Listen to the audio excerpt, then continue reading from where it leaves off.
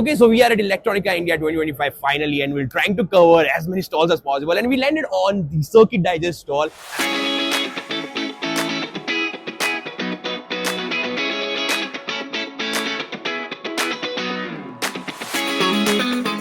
And I'm connected with Circuit Digest, or many of my audience may also be connected with Circuit Digest in any form, because we used to read their blogs, watch their videos to learn something new. So let's see what Circuit Digest has to showcase at Electronica India. So hi Ashwin, Hello. nice to meet you. Same here, So nice to see you in person. let the audience know what Circuit Digest has to showcase here. So I'll start from what Circuit Digest is. Yeah. So a lot of people already know the brand. Yes. We have been there for almost 8 years, and what we are is an online electronics community. Yeah. So what we do, we build a lot of tutorials and projects, and we make it completely open source. Whatever we build, it's free for everyone. The code, the Gerber file, everything is free. You can read it, build it, and start building from that.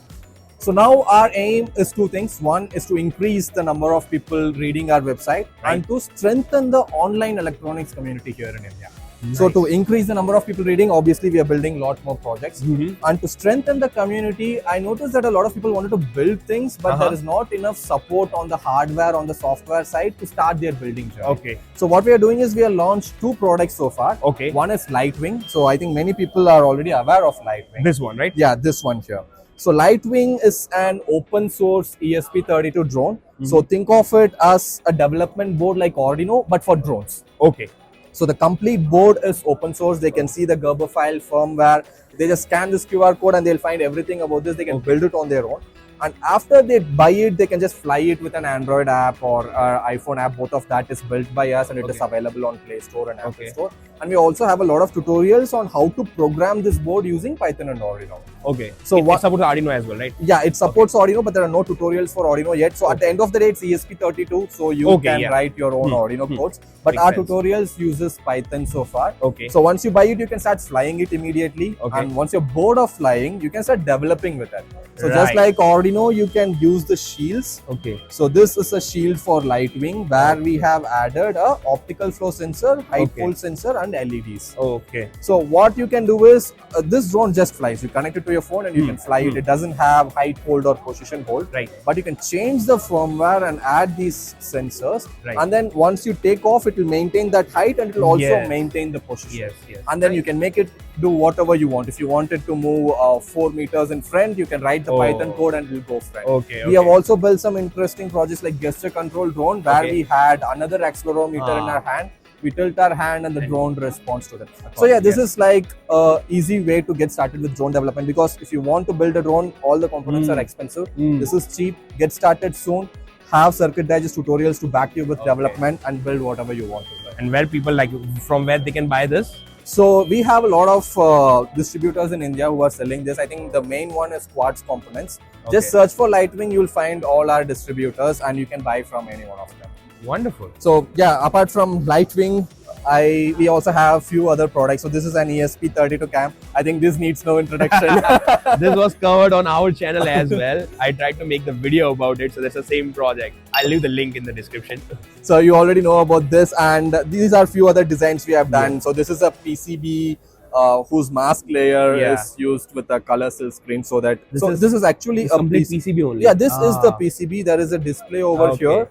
And it has all these points are touch points, and there are NeoPixel LEDs here. This is a digital Ludo game, so you can just press it and start playing it on your own. Looks beautiful, definitely. So these are just things to show that what engineers can build. So this is a PCB design that we have made to build a cube. So it's cut in the shape of a cube, and we have made a dice with it. And it's a working dice. It has a battery and an accelerometer inside, so it knows which side is facing up and all that. So these are just to inspire people that with all the latest technology that's available, they can build a lot of creative things.